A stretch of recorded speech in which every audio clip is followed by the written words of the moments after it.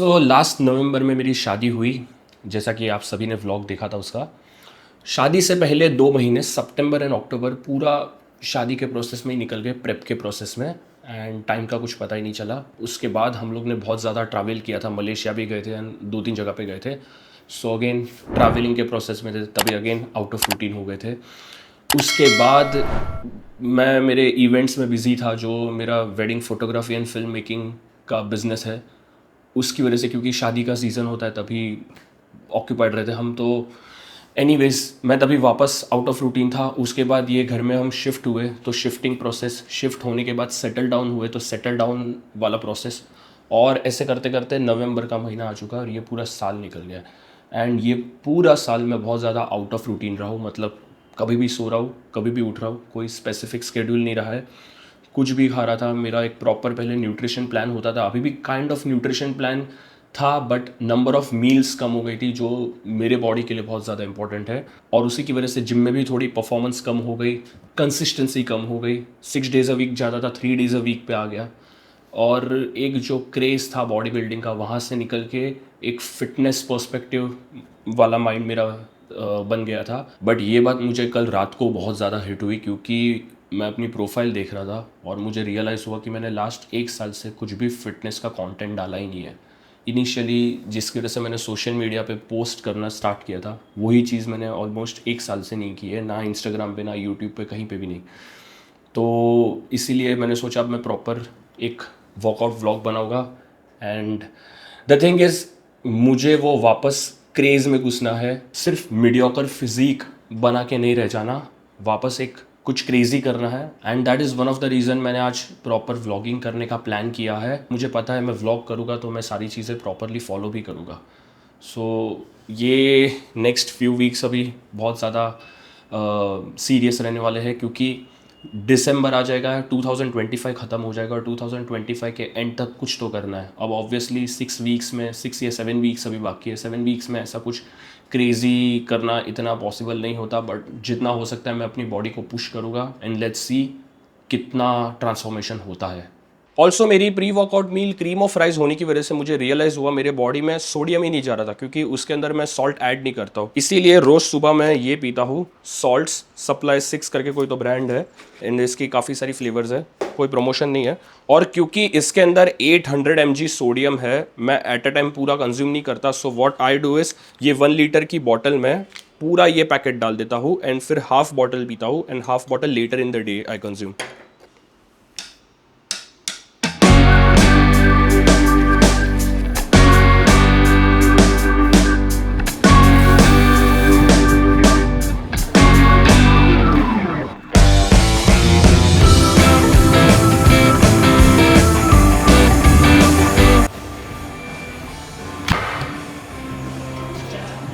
Now I know काफ़ी लोगों के दिमाग में यही होगा कि मुंबई जैसे सिटी में ये हुडी पहन के क्यों जिम जा रहा है, बट एक्चुअली मैं नॉर्मल वेस्ट पहन के आया था जिम में। यहाँ पे आके मैंने हुडी पहन ली क्योंकि मुंबई में बहुत गर्मी है। कोई सेंस है इस बात की? व्हाट आई मीन टू से इज़, क्योंकि मुंबई में बहुत गर्मी है, यहाँ पे एसी ये लोग बहुत ज़्यादा टेम्परेचर लो रखते हैं, जिसकी वजह से जिम बहुत ठंडा रहता है। एंड वर्कआउट ही ऐसे स्टार्ट किया तो मसल्स जल्दी फायर अप नहीं होते, जिसकी वजह से मज़ा नहीं आता फिर। सो आई थिंक स्टार्ट की बस 2 एक्सरसाइजेस मैं ये पहन के रखता हूँ, कभी कभी सिर्फ 2 या 3 set, and once heart rate spike होता है फिर मैं पंप कवर निकाल देता हूँ। इट्स लाइक लेंस पे एंटी फिल्टर लगाना। अगेन कोई सेंस नहीं उस बात की, सो छोड़ दो एग्जाम्पल। सो ये जो रैक है छोटे डंबल्स का है, 2 kgs एंड 4 kgs का। ये फॉर सम रीज़न मेरे बॉडी के लिए, मतलब बायोमैकेनिकली मेरी हाइट और उसके हिसाब से बहुत प्रॉपर सेट होता है। तो मैं यहाँ पे एल्बो रेस्ट करके डेली रोटेटर कफ करता हूँ एंड काफ़ी अच्छा वार्म अप हो जाता है मेरे शोल्डर्स का बिफोर चेस्ट सेशन। सो आज का रूटीन रहने वाला है चेस्ट एंड बैक। वापस मैंने आर्नोल्ड स्प्लिट स्टार्ट कर दिया है। सो चेस्ट बैक शोल्डर आर्म्स एक दिन पे एंड लेग्स एक दिन पे। लेग्स में क्वाड्स एक दिन करता हूँ और हैमस्ट्रिंग्स एक दिन करता हूँ। Goal is to grow, and ऐसा स्पेसिफिकली कोई एक बॉडी पार्ट नहीं ग्रो करना, प्रोपोर्शन में प्रॉपरली ग्रो होना है। सो हर एक मसल ग्रुप को प्रॉपरली टारगेट करने का प्लान है। ऑल्सो जो मैं कंपाउंड एक्सरसाइजेस करता था कुछ जैसे कि स्क्वाट्स हो गई, वेटेड पुलअप्स हो गई, वो मैंने फ्रीक्वेंसी कम कर दी है क्योंकि मेरा मेन गोल अभी हाइपरट्रोफी पे है। तो मैं ज़्यादा machine work and isolation movement पे फोकस कर रहा हूँ। इसीलिए आज भी मैं वेटेड पुलअप्स नहीं करने वाला क्योंकि मैंने लास्ट वीक कर लिया था। सो आज मैं स्टार्ट करने वाला हूँ पेग फ्लाई से for warm up and then dumbbell press करूँगा। फ्लाई मशीन जो है मैंने बहुत सारे जिम में ट्राई की है, बट स्टिल मुझे ये वाली ज़्यादा पसंद है क्योंकि इसमें जो हैंडल है वो नीचे की तरफ से आ रहा है और ऊपर से नहीं, जो हम लोग की कन्वेंशनल नॉर्मल फ्लाई मशीन में होती है वैसा नहीं है, ये हैंडल नीचे है।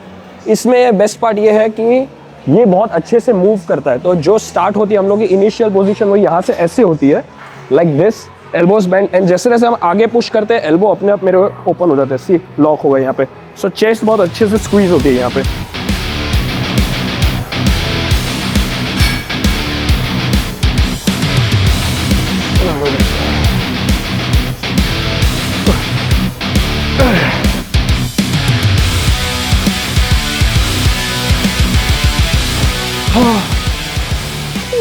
सो the best part about this gym is यहाँ के जो डंबल है वो Eleiko I don't know the pronunciation, उस ब्रांड के है जो कि पूरे इंडिया में सिर्फ यही जिम में है।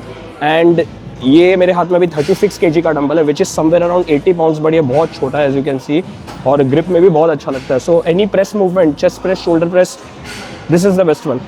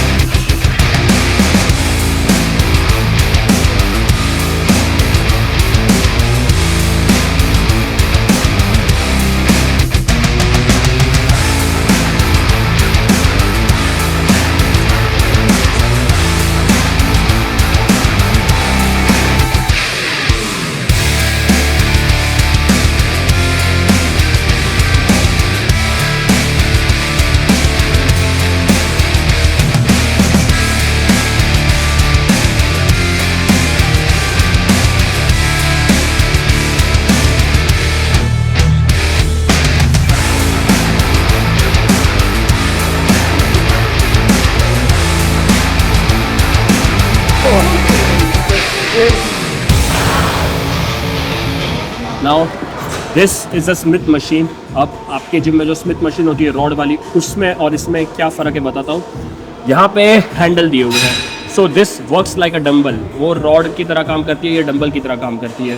सो डिफरेंस ये है कि ये वाली मसल इम्बैलेंस फिक्स करने में ज़्यादा हेल्प करती है क्योंकि इसमें दोनों बाजू अलग अलग लोड जाता है। सो राइट साइड का लोड अलग होगा और लेफ्ट साइड का लोड अलग होगा। ऑब्वियसली आप वेट इक्वली डालोगे, बट यूनिलैटरल मूवमेंट है what I am trying to say. और इसमें काफ़ी अच्छा रेंज ऑफ मोशन भी मिलता है, बहुत नीचे तक जाता है एंड बिल्कुल भी शोल्डर जॉइंट पे स्ट्रेस नहीं फील होता मुझे। सो ये बेल्ट स्क्वाट मशीन है और यहाँ पे स्क्वाट छोड़ के हर एक एक्सरसाइज होती है जिम में, जस्ट किडिंग। सो मैं इसके ऊपर अभी ट्रैप्स करने वाला हूँ, दो बड़े बड़े हैंडल्स लगा के लाइक दिस, क्योंकि इसमें वेट का जो डायरेक्शन होता है वो स्ट्रेट नीचे की तरफ होता है और स्विंग नहीं होता डंबल की तरह। सो डायरेक्टली ट्रैप्स पे अच्छे से हिट होता है ऑल द वे अप।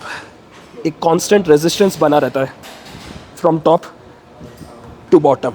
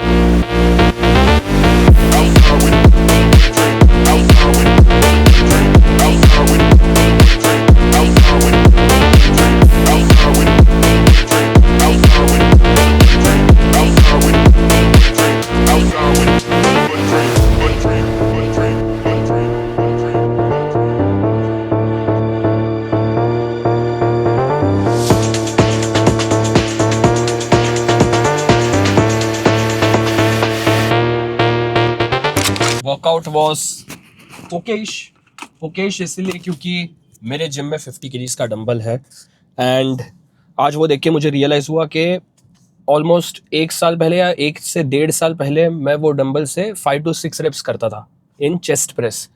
आज 40 kgs पे मैं 6 reps करते करते मैंने इतना ज़्यादा स्ट्रगल किया। सो वापस वो लेवल पे पहुंचना है, वो लेवल से भी ऊपर जाना है, इसीलिए थोड़ा सा गंदा फील होता है। But again baby steps, long term के बारे में सोचना है। अच्छा, मैंने आज लॉन्ग टर्म गोल बता दिया बट शॉर्ट टर्म के बारे में बताया नहीं। सो हम ये वीकेंड बाली जा रहे हैं। सो बाय द टाइम ये वीडियो अपलोड होगा मैं बाली में रहूँगा। एंड अनलाइक अदर ट्रिप्स जो हम करते हैं, ना यहाँ पे रूटीन खराब होगा, ना डाइट, ना वर्कआउट, क्योंकि Bali is kind of a body building hub.